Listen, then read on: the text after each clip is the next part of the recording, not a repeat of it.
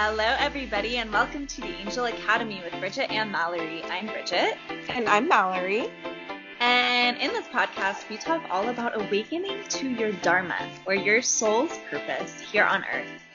As long as we are human, we are in the Angel Academy. The journey of our soul never ends. We hope this podcast can show you some tools to use along your journey of remembrance. Enjoy! All right. Hello, everybody. Welcome to the Angel Academy with Bridget and Mallory, episode 3. Thank you guys so much for joining us today. I am Bridget, and I've got my girlfriend Mallory, and today we want to talk all about our moon cycle, our menstruation, what it is like to bleed every month as a woman or not. And just kind of the ideas that Mallory and I personally have around our menstruation and our cycle and our connection with it, but we also want to delve into the collective outlook that has been how women view our periods and our bleeding, and kind of what we have been born into and what we are transforming as women, as the divine feminine remembers herself and wakes up on this planet, as we are doing now. So we're going to start by talking about our period stories, what it was like starting our period for the first time, what our ideas around it were, and how we view it now.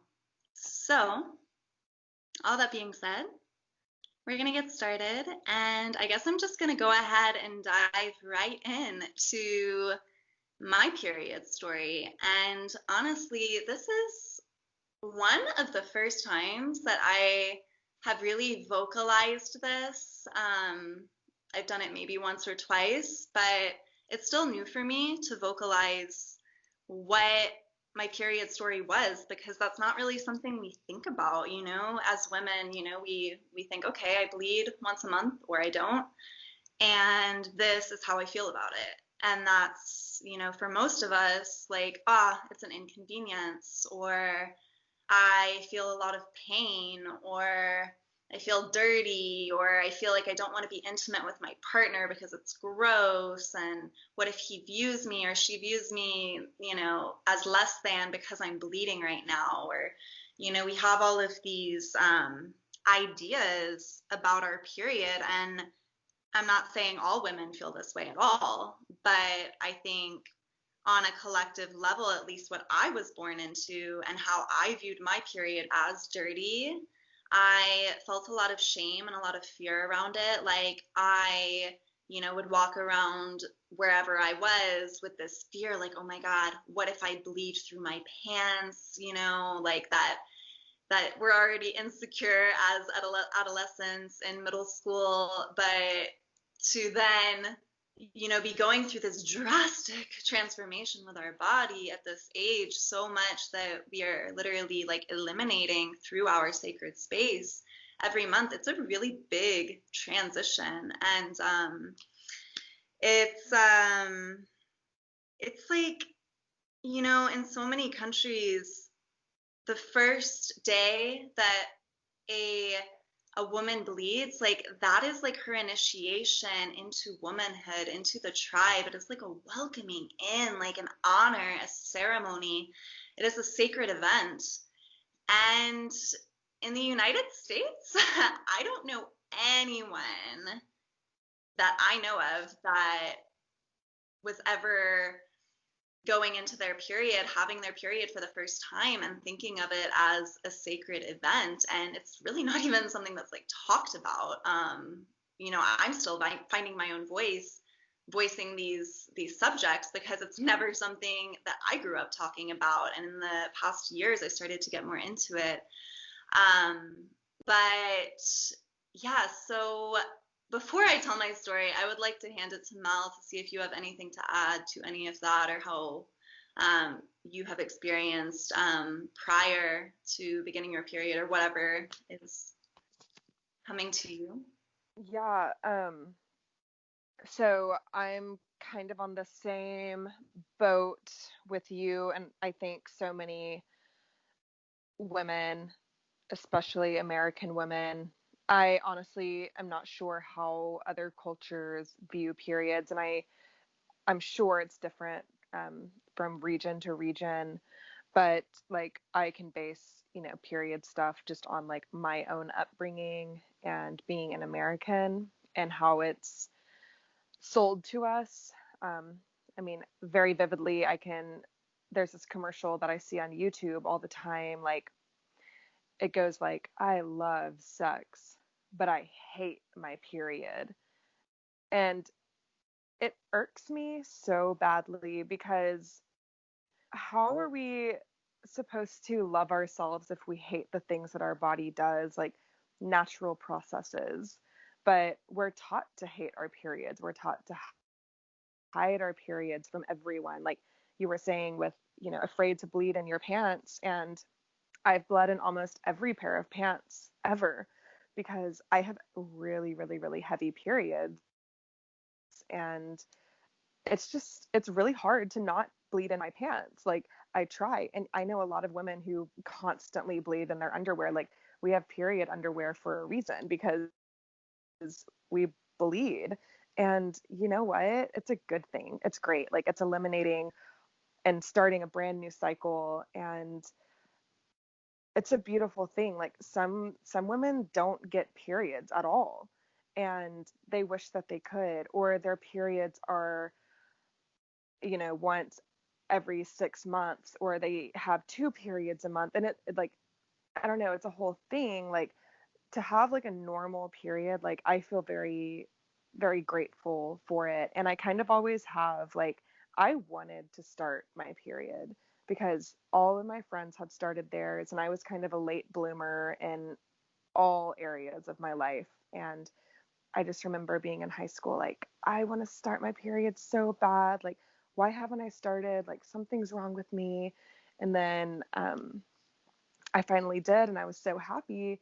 But then you get into the whole thing of like, oh, periods are gross, and like guys see them as being dirty, like ew, like blood, gross. Like, I don't know, there's just so much hidden about it, and it goes into like hiding all things feminine. Like don't show too much emotion, don't be too womanly, or don't be too much, don't be too yourself, don't be too primal. Without going too far into my story just yet, i I can relate with Bridget and assumingly so many other women with just feeling very confused about the whole period thing. Like it's the evil monster that comes every month when it's actually like a blessing that comes to help us every month.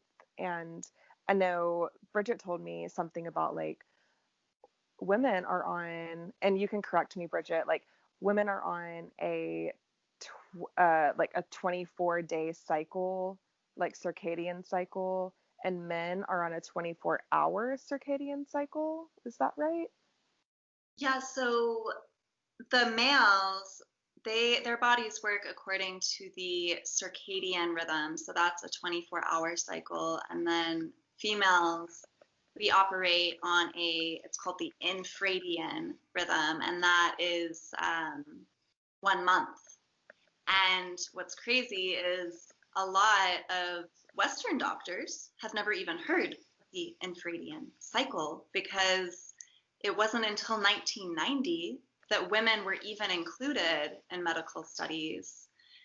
And so we're still really like getting educated and learning about the female organism. We don't have a lot of information right now, and that's why it's so important to bring this stuff to the surface and to educate about it, because Western doctors still are blind to the way that our hormones function and our bodies function. So yes, the infradian rhythm.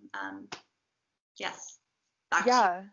you. Yeah. No, thank you so much. I'm so glad that you're recently like so into this. Like I think that's incredible, and I'm so excited to learn from you as well. But I think that's so important for us to know, like, we literally operate differently than males. And that's why we are very mysterious creatures, like, because we are different. And men, they just kind of reset themselves every day. And we don't. We're like, I don't know, these watery creatures. I don't know.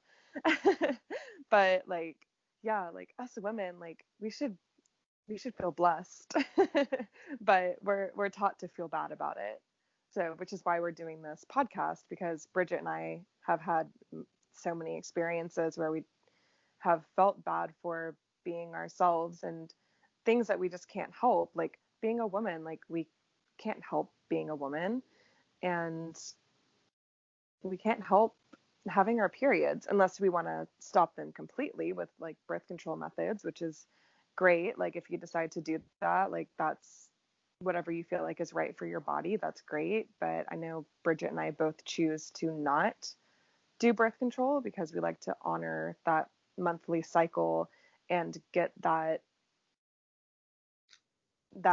not picking up on that word right now. But that's really what I'm leading to, is like having that like monthly tracking system, like that you can keep track with, like just like we keep track of like the moon cycles. Like, that's why, periods are referred to as our moon cycles, is because we can literally track them. Like, I know when I'm ovulating, I know when my period is like right about to start. I feel everything because I'm very in tune. But I've also been very lucky in having, you know, on the dot, like every month my period comes, within a few days. But now it's actually synced up the with the moon. Like, I know, like, whatever phase the moon is in, like, I'm like, oh, okay, yeah, I must be about to start my period. And I think you're like that too, right? Don't you start with the full moon? Yes. Um, yeah, no, I totally agree with everything Mal is saying, and she made a good point on, we do, our bodies operate according to this infradian rhythm, and I didn't expect to be getting into like the whole science behind this today, but I guess we'll go there because it's really good stuff to know as women about our bodies. Like, we think, okay, I bleed for 5 days or whatever, and that's my period, and then it's done. And it's like, actually, your menstruation, your bleeding is the end of your cycle. You have been on this 30-day, 1 month, whatever, approximately, this cycle of going from, it's menstruation, and then you go into a follicular, I believe is the word, phase, your ovulation, and then your luteal phase, and then you bleed, and that's the end of your cycle. So it's like, prior to that, our body is doing all of these different things. Our elements within our body, our air, our wind, our fire, our earth, it's all like fluctuating depending on what phase we're in our cycle. So it's like, we as females, we do not need to be eating the exact same thing every day and working out the same 3 days a week or whatever, because our body is changing from week to week, cycle to cycle. And so you may work out really, really, really hard for a couple of days, but if you're on a particular phase of your cycle, when your body is doing something like your menstruation, or I can't remember the exact one in particular that you should not really be working out during. I really just kind of listen to my body when I track my cycle, but I really just listen. Do I need to work out today? Is it because I feel this energy and it needs to be transformed, it needs to be moved, or am I working out because I'm feeling insecure today and I want to lose a pound or two? And if that's the case, well, I'm probably in a stage in my cycle where my body is a little bit heavier, because that's actually normal. Our body is literally fluctuating throughout the month. Some days we're thinner, some days we're thicker, Some days we burn more calories, other days we don't. Some days we need more food, some days we need less. And it goes so deep, and I'm not going to geek out too much about that. But I guess my point is, with birth control and things like that, once we start to really get in touch with our cycle, and that comes with loving and respecting our cycle and loving and honoring our body, ceremonial celebration for what we're experiencing. I mean, this is a sacred thing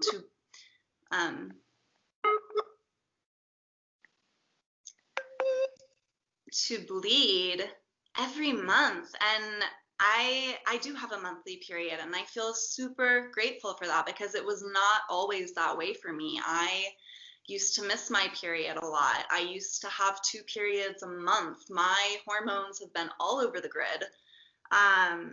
But I'm to a place now where I have a monthly bleed, and I track it, which phase that I'm in, and it's like taking me into this really deep connection with my body, because not only am I tracking which phase I'm in, but you can get to a point where you can adjust your intercourse with your partner according to your period. And I'm not saying like plan it out and all of that, like no, but there's only actually a few days within our cycle that we can even get pregnant. It's not like it can happen any day of the month. That is not the case. So once we start to realize what phase we're in, we can know, like, okay, I can actually have sex, or I'm not telling you guys to have unprotected sex. Just gonna throw that out there, not saying that. But when in an intimate relationship and knowing your body and respecting your body, you can start to like realize, if you are trying to get pregnant, for example, don't be trying every day of the month. You start to know, okay, out of these 4 days, I've got a lot of eggs, a lot of fertile eggs, and this is a good time for me to try and get pregnant, for example, because we start to, what's the word? I guess, I can't think of the word, but we begin to know our bodies that well, to where we know what phase we're in, and it becomes so much more of a journey of ourself, because every bleed is a chance to eliminate and to release and to unweave the energetics that have been woven into our womb space through trauma, through partners, through things that we have taken on in this energy wheel within our body, and actually eliminate it out energetically on such a tangible level. And it really becomes a sacred thing. So yeah. Mel, do you have anything you want? We got really deep really fast, didn't we? I know, I totally was not planning on that, and I don't know how that happened, but yeah, no, that was my fault for I think I kind of jump started some questions, and I mean, we were supposed to start structured, but I feel like structure might just not work for us. Did not at all. That's okay though. We'll get there. We'll get there. The universe is guiding this this conversation for us, and we're good. Absolutely. So yeah, I guess let's go ahead and get into our period stories. So I don't, if you want to start off with yours, or I can start out with mine. It's totally up to you. You go for it. Okay. So, flashback to 2010. No, I'm just kidding. But really, it was 2010. It was my very first period, and I was so freaking excited. As I said earlier, I wanted my period to start so bad. I felt like I wasn't grown, like I wasn't a woman. I was like, when I start my period, it's like, it's real, like I'm a woman, like it's my time. And as I said before, all of my friends had started their periods before me, and I was kind of a late bloomer in a lot of ways. Like I was very like dorky looking for a long time, and I had braces, and like I just didn't really come into myself until like very late in high school. And even then, like I didn't, like just now am I coming into myself, like in actuality. But, I was just like, I can't wait to start my period. And I remember sitting in class, in art class specifically, and I kind of felt like this weird kind of like wetness. And I was like, oh, what's happening? And so I was like, I didn't even like, it didn't register that it was my period. Okay. So I was like, this is kind of weird. So I was like, I got up and I went to the bathroom and I was like, and it was brown. And no one ever tells you that it's going to be brown. Okay. I mean, when you think of your period, it's red, it's blood, but period blood can look all sorts of different colors when it mixes with discharge, especially your very first period is usually just some like minor spotting. So I was really freaked out. I was like, something's wrong with me, or like, is this like poop? It was very strange. So luckily for me, I had my phone on me, and like, thank God we weren't doing this in like the 90s, because there would have been no way for me to know like what was going on with me. So I pulled my phone out of my pocket and I started Googling, and it turns out that it was totally normal. And I was like, this is my period. It's finally here. And I was so excited. And like, I went back to my art table and like, I told my friends, like, I finally started my period. And like, they were all like, oh, that's awesome. So like, I had pretty good, like feedback and all of that. So that was good. And then I remember going home to my mom, and like, we were very we were very excited. I think she even like took me to go get like Midol or something, and pads and tampons, and we kind of like made an event out of it, and it was kind of cool. But we also didn't really have like an in-depth conversation about it either. I think we probably had like the sex talk too, which again was kind of glossed over.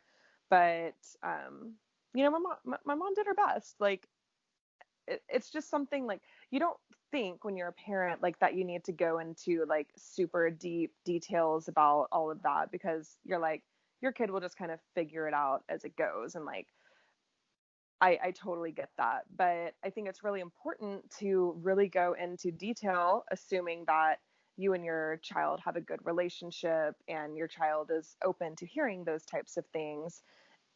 Which is why I believe that the conversations should start really early rather than way later in life. Like, I plan to do that with my kids, like having open conversations early. So they're kind of used to like knowing those things and not feeling like shame about talking about those things, because it can feel very shameful. Like, oh God, like she started her period. Like now we have to have like all of these conversations. It's like, no, these are good conversations to have. Like, we need to have these conversations. So like, let's just start having them and like make it a normal way of life. But yeah, it was kind of an exciting time for me, but I had pretty heavy periods and kind of bad periods, like pretty painful. Um, and I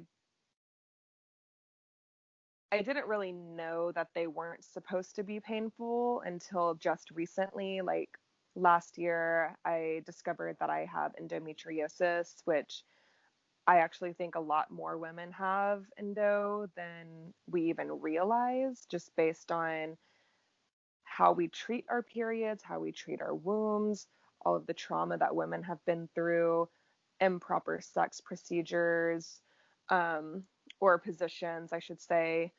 Uh, our diets. I mean, it's a whole mechanism of things that I think lead to this, which mine has gotten worse and worse and worse and worse over the years, and to the point now where it's actually pretty bad. Like, I have painful intercourse, and I mean, even right now, like my belly is swelled up, and it just happens. Like, it swells up. It's called endo belly. It looks like you're like pregnant. Depending on how bad it is, you can get like really, really swollen. Like, mine doesn't swell that bad, I think, because I'm like relatively like thin, but I mean, you can Google pictures. Like it's pretty intense, and it's painful. There's painful intercourse.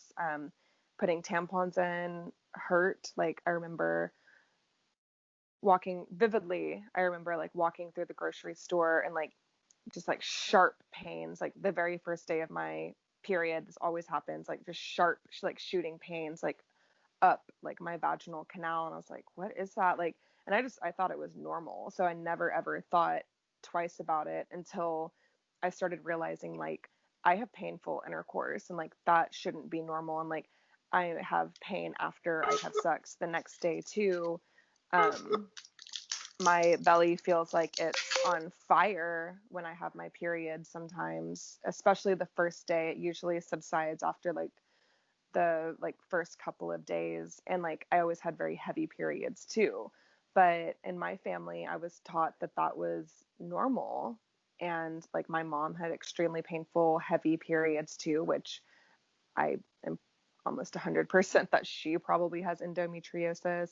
We have a history of infertility in my family in some areas too. So, and like that is a direct cause of endo as well. Like, and this is what I'm saying, like, it's so common, and like the natural cycles of our body is not supposed to be painful.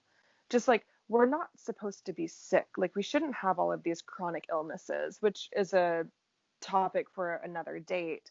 But we shouldn't be in pain. So there's something going a little bit awry, because nothing that our body does should cause us harm, should put us in bed for days. And I think it could be a direct reflection of how much shame we've put around periods, sending women into the woods to, stay away when they got their periods, and just having this like really horrific outlook on what a period is. And I know when I was growing up, and Bridget, I'm sure you can relate to this, but I, if you mentioned the word period around like your boyfriend or like a guy, like everyone would be like, ew, gross, like that's disgusting, like don't talk about your period. And it's like, I never thought periods were gross. I learned that periods were gross, and I learned that you shouldn't talk about them, and I learned that you had to keep them secret, and always bring an extra pair of pants or extra pair of underwear just in case you bleed through. And like, I and the whole like tampons and pad thing, like tam- we're so lucky now that we have zero waste options like cups, and at least organic tampons, like if you do like tampons. But I know Bridget has the same outlook that I do on tampons. Like I don't like them. Like it's like you're like plugging yourself up, and like the whole point is to like get that stuff out, but you can't get it all out if you're just plugging it up there. And which is why I like pads, and I do like cups for the most part as well. But like the cup, you're at least like still bleeding out, and you're able to like eliminate that stuff. But yeah, we're not taught that. We're taught that it has to be so secretive and it's shameful. And if you're in pain, just suck it up, because that's how periods are supposed to be. Um, and like even my friends, all exactly the same, like all taught the exact same thing about their periods. And like now the conversation is changing, but it's sorry, I lost my train of thought. It's it's kind of a slow progression towards being able to talk about those things in an open and honest way. And we're getting closer and closer every day. Like I notice now that, if I'm at work, like the girls will tell each other like, oh, I'm on my period. But I think we're still shying away from saying that around men, which I practice having like an open conversation about it. Like I'm on my period. Like, if it gets brought up, like, yeah, and there's a guy around and I'm talking to a girl about my period, like, yeah, I'm on my period because I love my period. And I hope that, like, every woman can learn to love her period too. And, like, this is just the beginning of this conversation. Yeah.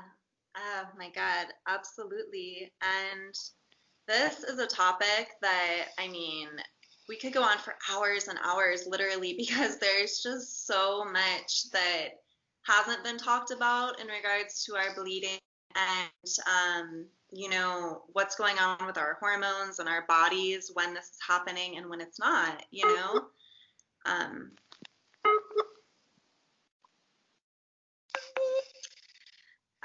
so all that being said, we might have to have another episode someday where we go into yoni health. And when I say yoni, yoni is the Sanskrit word for vagina. It literally translates to sacred passageway or source. Some people call it sacred temple, but essentially it's the yoni is the Sanskrit word for our vagina, for this sacred temple that we have. And, it's such a beautiful word too. It really changes this dialogue within our brain from this word vagina, which nobody likes to say that. Like, no, like women don't like to say it, men don't like to say it. It is a medical term that has been, you know, made by a male doctor, and yoni is this like sacred part of us. It is our sacred passageway. It is the canal that we birth life through. Like, holy shit, what a miracle that is, And so I'm gonna try not to geek out too hard, but I'll talk to you guys now about my story. Starting my period for the first time. And yeah, so I guess growing up, we didn't talk about it too much. My mom was very open, if she was on her period, she would voice that. But I don't recall any like talk about it. It was just kind of like, yeah, you bleed once a month and that's it. Like, okay, so someday I will bleed. And okay. But that was really all I knew. And then when I was in, I think, fifth grade, we had a day where we had a video that we would watch about, the guys were separated in their room and the females were separated in their room. And we each watched a video about how our body changes and what to expect. But we had to get parents' consent, number one, before receiving this information. So not all people's parents even wanted them to hear this information. Number two, I was involved. I did see the video, and it was very kind of like, it was this video of this girl at a birthday party. She starts her period and you're kind of hush hush about it. I'll sneak you in the back room, give you this, and go about your day. So that was my first like, oh, okay, so this is what happens when you get your period. You gotta be kind of quiet about it. You don't really want people to know. So that was my first idea behind bleeding. And then when I finally started, I can't tell you my age, honestly. I think maybe 11, but I was pretty young, actually. But I remember I was on the swim team at the time, and it was the day before our big city meet, like the biggest swim meet of the year. It was like the big thing, like it was a big deal. And I started the day before that. And I remember just being in the bathroom. I saw like some spotting and I knew what was happening. And I remember feeling a little bit like, just like shocked, like, oh, okay, like it's happening to me now. Not excited, but just like, oh my God, okay, it's my time. And I felt this like fear within me. And I remember telling my mom, and she just came in the bathroom and had a tampon and was like, okay, I'm going to show you how to put this in. And she demonstrated on herself putting in a tampon and was like, okay, and like gave me a tampon. Was like, here you go.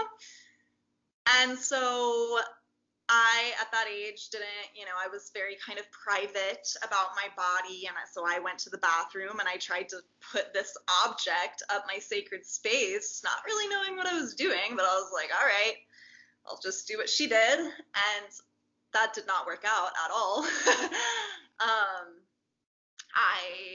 I went throughout my day. I ended up going to the swim meet the next day, trying to put in another tampon. And I remember I was swimming and I could,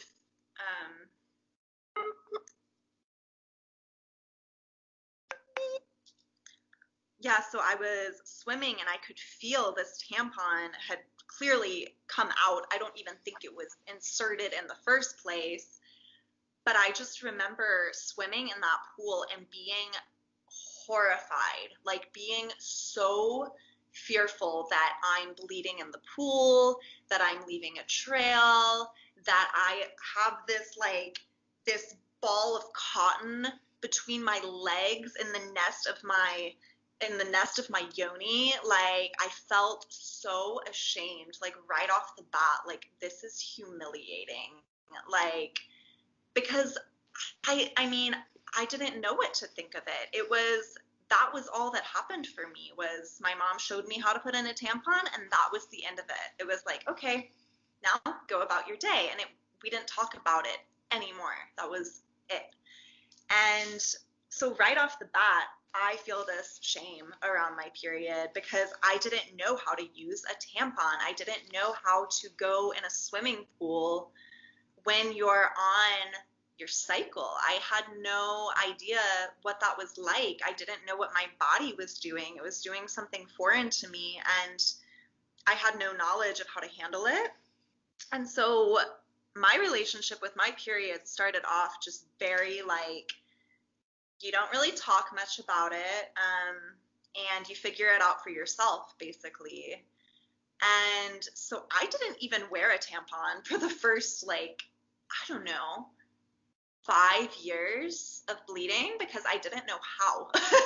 I had no idea, which I'm happy about that now because I don't like tampons. I don't agree with them. I don't think that that is good stuff to even be putting up in our space, given how they make tampons and how they are, dyed, and that's a whole other conversation. But that all to say, I wasn't educated about it. It was nothing special. It was just another day, and it was basically, you're going through this epic transformation, but that wasn't acknowledged. That was just kind of like totally pushed aside, and I didn't know what to make of it. So throughout my life, I did not know what to do when I was bleeding because I thought you used tampons, and tampons did not work for me. So I would just bleed through my pants a lot. I did discover pads, which was good, but because I had that experience the first couple of days of feeling so much shame and fear and embarrassment around my period, I think that stuck with me for many years, up until recent years, really, where I hated being on my period. I felt pain. I felt ashamed. I wanted to hide. I didn't want people to know that I was bleeding. I was self-conscious even walking around because I thought I smelled bad. And so much of this is stuff that I heard, being on your period makes you smell like a rotting fish, or, it was things that I had heard from just peers, and not directly towards me, but just towards the idea of bleeding and how it's gross and how it smells. So I automatically connected in my brain, I must smell bad when I'm bleeding. And it really disconnected me from my body, even more than I already was. And now that I've started to see my period in a new light, it's changed everything for me. And yes, so I don't want to dive too deep just yet. That's kind of how my period started. And yeah, it was, I think a lot of females can relate. And this is what we need to change as women is learning and getting educated about our period and knowing that it's not just another day. It's not like, oh, that's cool, let's get an ice cream or something. This is an initiation into womanhood. This is a whole new level of being, of consciousness, connectivity with ourselves, with our wombs, and with all of our sisters. And by that, I mean, um,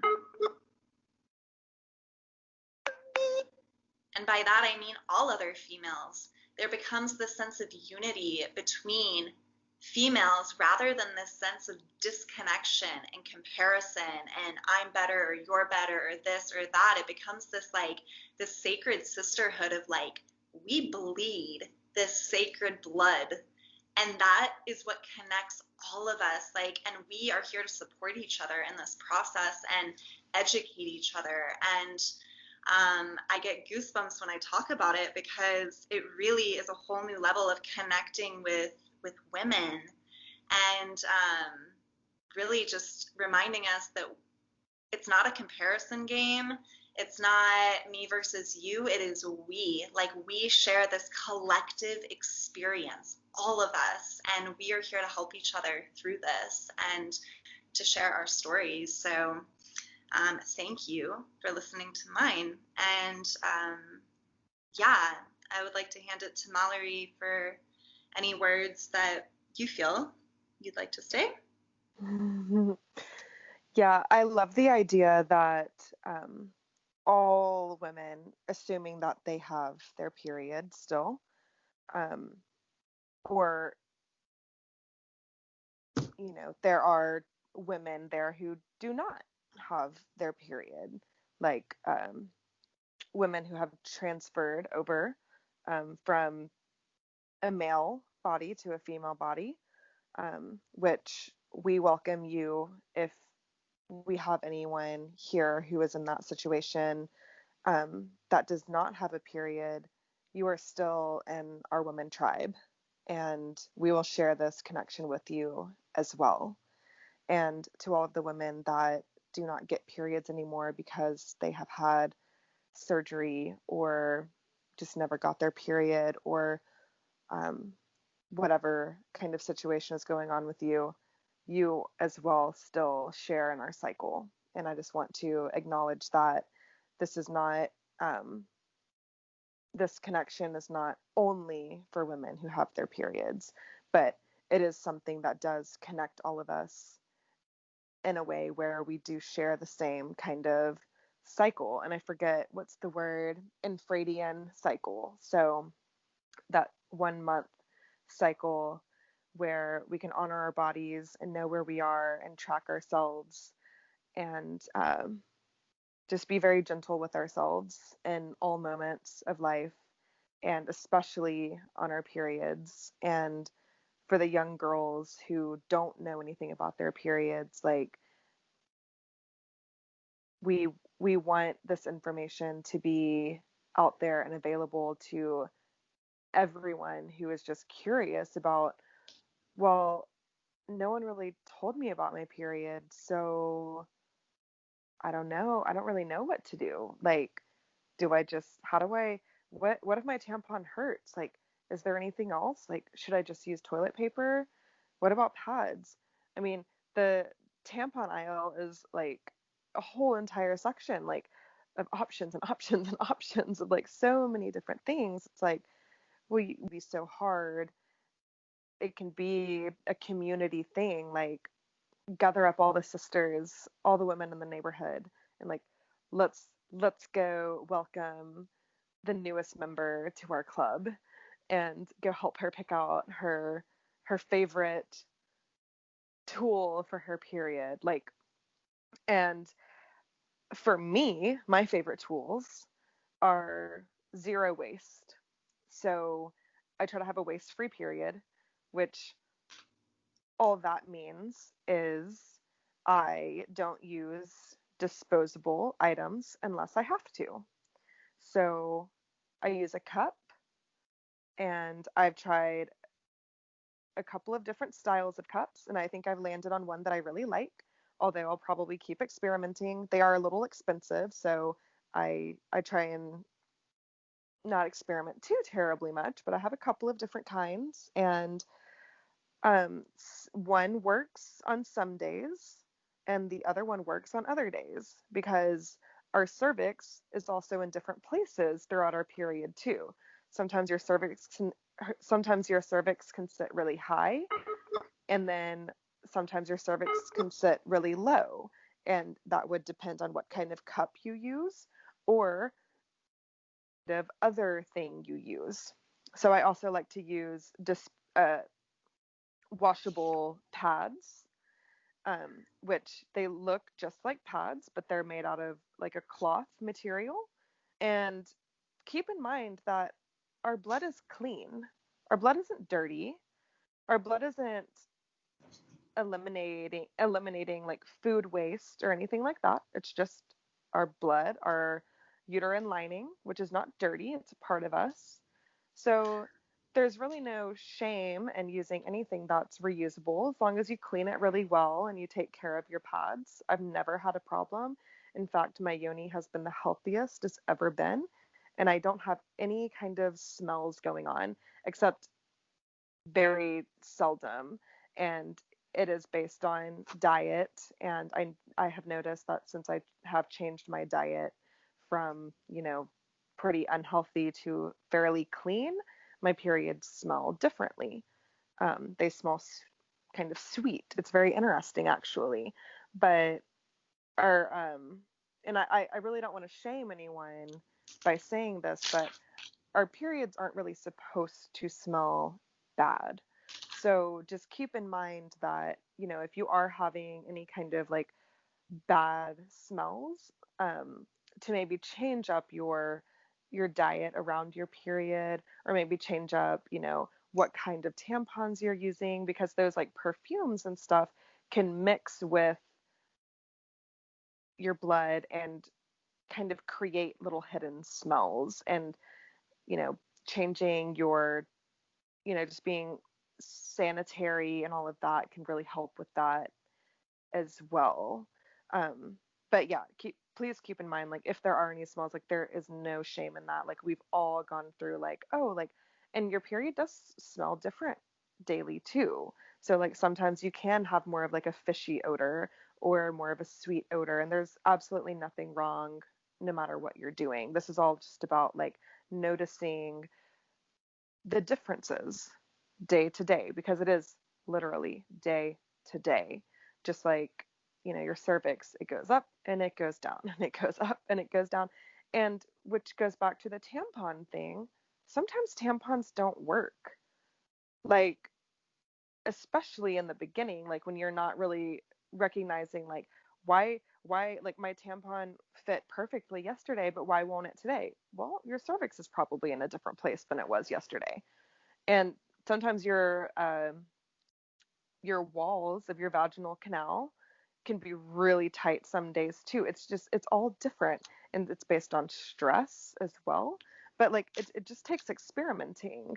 But you have to be taught to experiment. Again, like it should be a sacred thing. Like gather all the sisters, like, you know, Mallory just started her period for the first time. Like, let's teach her what this is all about. Like, let's really like make a day out of it. Like, we should have like period birthdays where we make a cake and bring all of the different kinds of supplies over that she may need and bless this incoming miracle. Like, we can now bear children, and that's one of the most incredible things in the entire world. And again, like, if you're unable to bear children, you're still in the club.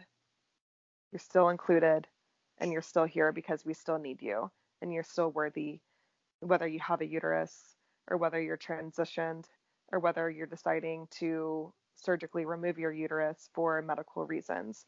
Whatever you are doing and deciding, like, you are welcome in this club no matter what. And you are still here, and you are still a woman, and you are still worthy, and you're still in it with us in this cycle. Yes. Yes, I agree. And I think it's whether you have a regular period or not, it's like that doesn't even,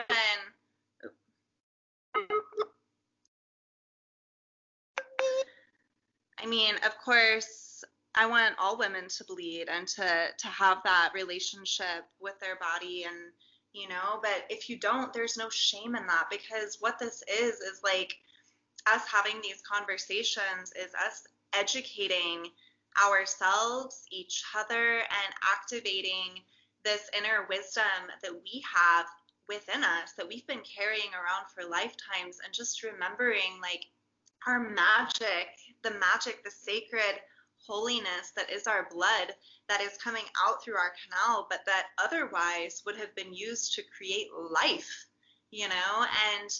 and remembering what that is, and also just gaining a deeper understanding of our bodies and our hormones as women and how they function. And it's like Mal was saying, like pain, extreme pain in a period, or crazy mood swings, or bad breakouts, or however your, PMS or whatever you call it presents itself, or the symptoms that you experience, it's like our body knows what it needs to do.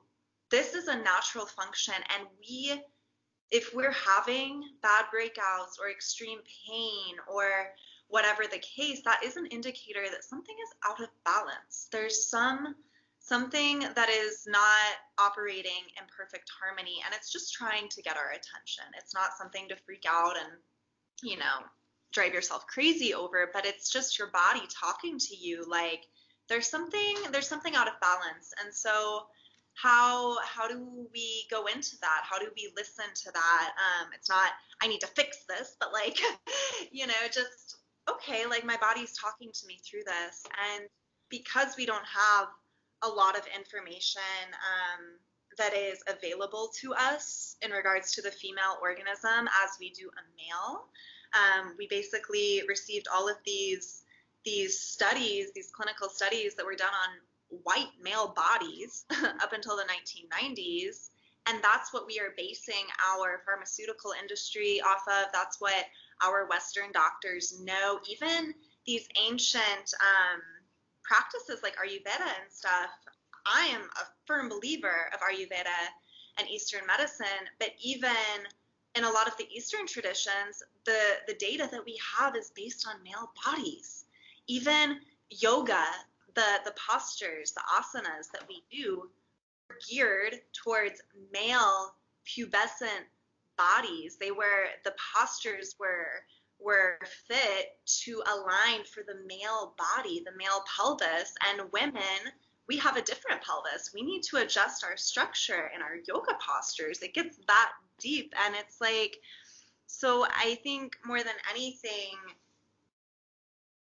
it's us just having these conversations to bring to the surface that which has been pressed down for long enough, because women are having all sorts of hormonal issues nowadays, from endometriosis to PCOS to terrible pain or breakouts or hair loss or whatever, however it manifests. These are signs that something is out of balance. And it's not that we can't put it back into balance. We definitely can, but we need to know our bodies. We need to know what's going on. And until we learn how our bodies function and what our bodies need based on where we're at in our cycle, it's then that we can start to balance these places within our energy body, within our physical body, and so on. But we're still learning. And it's but yeah, so we're educating each other. And I think Mallory and I having this conversation, it's helping us to remember, to tap into our ancient wisdom, to tap into our inner healer, our inner knower, and also connect us on an energetic level with other women, to help each other out. And this conversation,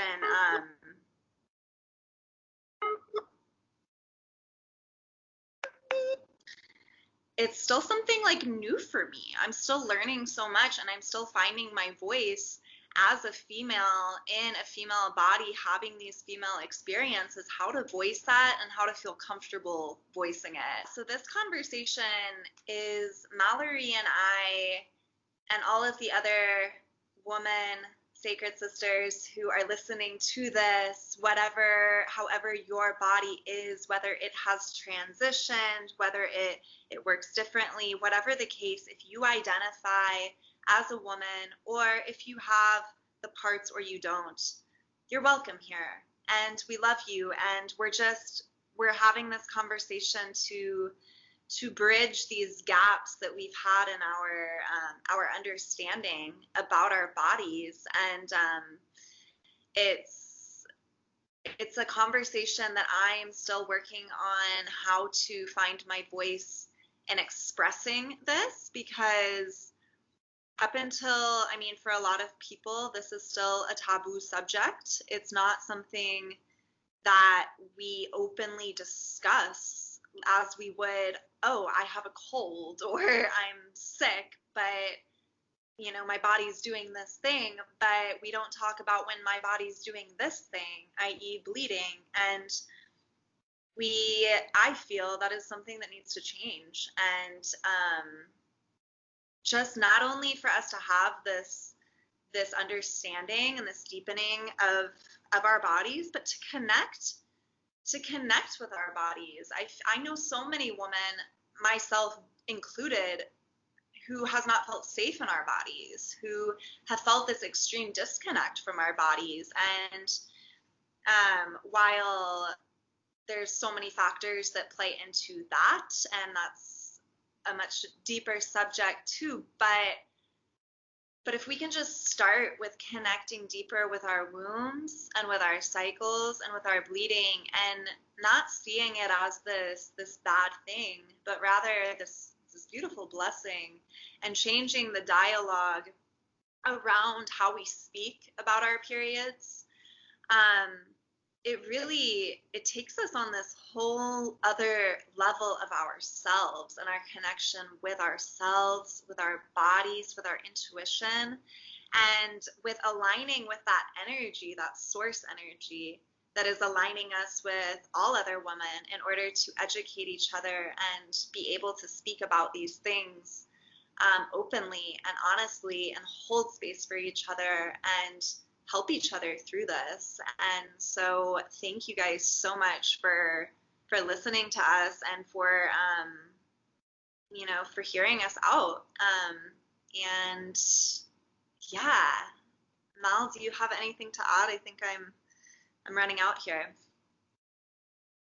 Yeah, I just have one last thing to add to our sisters that are identifying as women, to these sisters that have transgendered into a woman, and also for the men who identify as men who happen to have a female body. If you choose to honor your cycle, however your cycle looks.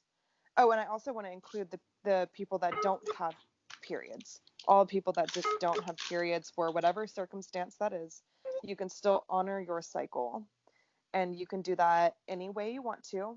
But I just want to invite you to honor your cycle once a month and light a candle for yourself, drink a glass of tea, do a steam, do some kind of ceremony to say, just to connect back with yourself and to honor that cycle just once a month anyways.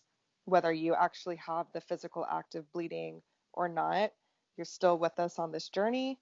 You're still here, Men, you can do it too. You can do it with your woman if your woman has a period. You can have your own little ceremonial cycle as well, whether you choose to bleed or not. And I think that's going to connect us closer with honoring the period, honoring the bleed, honoring the womb, because we need men to honor the womb as well. Because this is, again, another very deep conversation for a different day. But men aren't taught to honor the womb.